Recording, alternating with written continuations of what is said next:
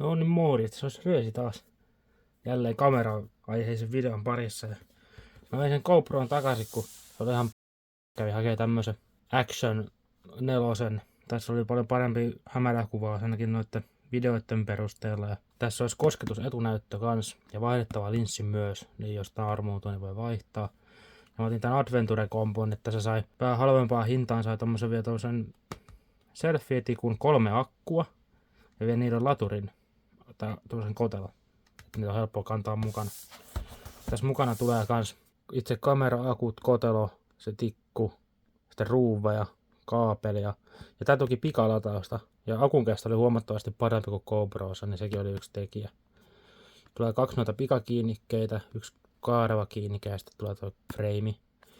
Ja tässä pitäisi olla kans tommonen vaihtolinssi mukana, niin kuin siinä perusmallissakin, mistä tulee pelkkä kamera ja noin kaarekiinnike. Lähdetään availemaan. Mä koitin tässä vähän tutkia, miten tää aukeaa, mutta tosta ainakin lähti tuo puoli auki. Täällä on tää tikku.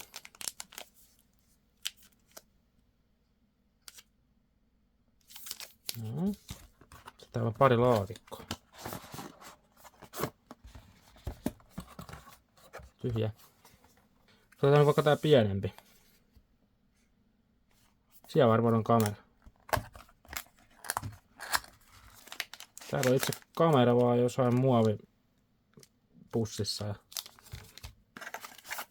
sitten se kotelo ja tarrakiinnike. Hyvin timmissä paketissa.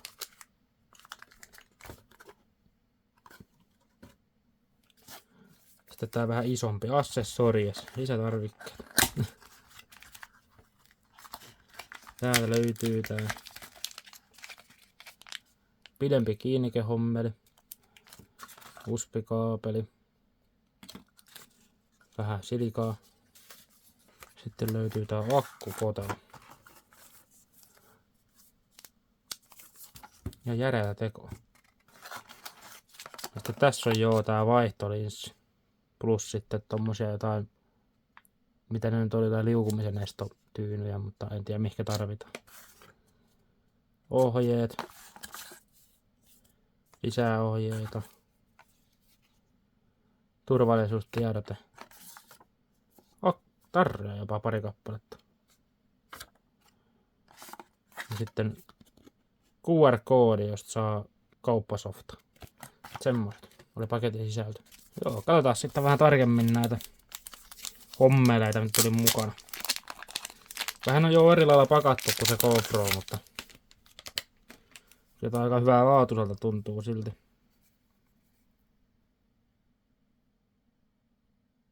Okei, tai varoituksia. Sieltä löytyy toi ruuvikiinnike ja tää vaan venyy aika pitkäksi. Ihan tarpeeksi pitkäksi. Ja tässä on tää pitemmän malli kiinnike. Tää on pitempi. Tää tulee tämmöllä hampaalla kiinni siihen ja magneetilla ohjautuu. Niin aika aukeaa tällä.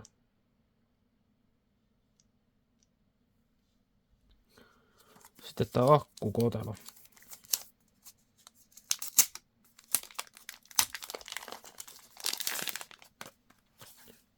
No, se onkin muovinen se. Kaikki keltaiselta. Ei täällä on jo kaikki 3 akkua näköjään täällä. Niin. Ja latautuu USB-C:llä. Tuolla oli se USB-C. Sitten vähän katsotaan tätä kehystä. Täällä on jotain muutakin. Täältä löytyy nämä pikkutilpehöörit. Parit ruuvit. Ne ei ole mitään ihmeellisiä. Perus GoPro-tavara. Sitten täällä on tää kaareva kiinnike. Se nyt on tommonen perus kaareva. Sitten täällä on tää lyhyempi pikakiinnike. Tässä on lyhyemmän matkan tää. Samanlainen toimii. Sitten tää itse kotelo, niin tää on vaan tämmönen kehikko, tää suojaa sitä vähäsen. Ja tähän saa myös tän vertikaalisen, että tän kameran saa pystyä ja vaakaa kiinni. Aukeaa tosta noin ja kamera ujutetaan tonne ja sitten kiinni. Sitten viimeisimpänä, mutta ei vähäisimpänä, niin itse kamera.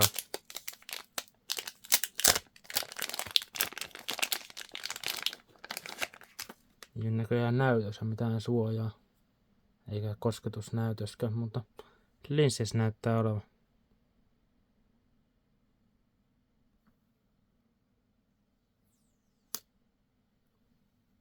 Tässä oli tuo isompi sensori, mikä GoProssa on, että toisaalta nyt se hämäräkuvaus parempi ja tää korjaa noin vääristymät paremmin, kun on niin laaja linssi.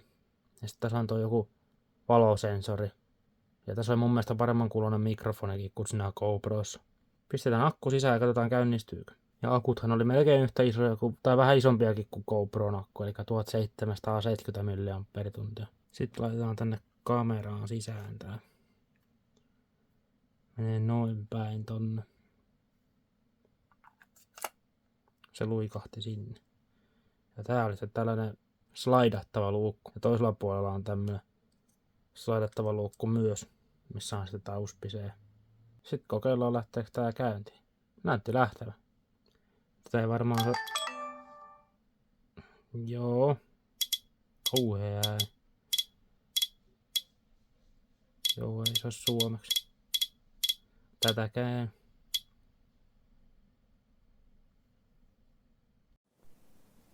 Joo, ja sitten me vähän päivitellään tätä kameraa. Nyt se on valmis päivitys.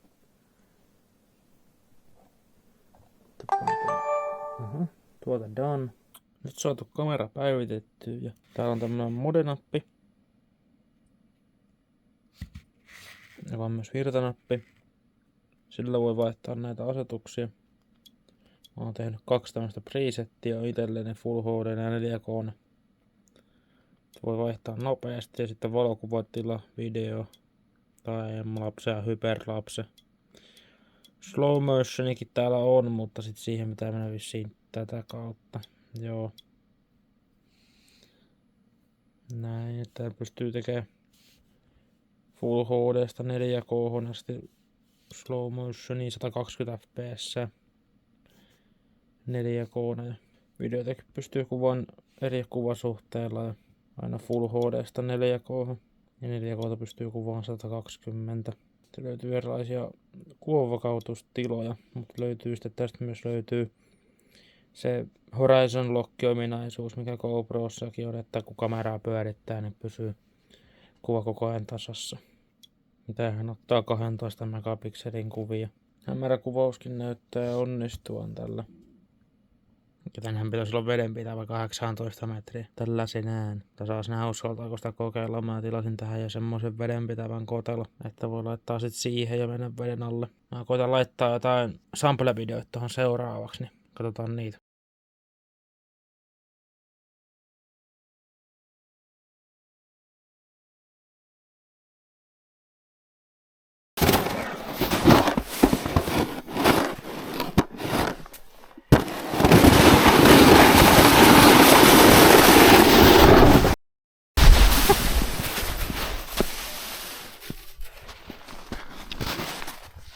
No semmoista videoa tällä nyt tulee ja kyllä on aika tyytyväinen on tuohon hämäräkuvaukseen ja on se huomattavasti parempi kuin se GoPro. Ja kai tästä nyt jotain tulee, pääsee sitten kesällä kuvailemaan niitä mopovideoita vähän paremmalla laadulla ja illan hämärtyessäkään niin näkeekin jotain vielä videosta. Mutta tämmönen video tällä kertaa ja kiitos jos jaksoitte katsoa tänne loppuun asti ja se olisi moro!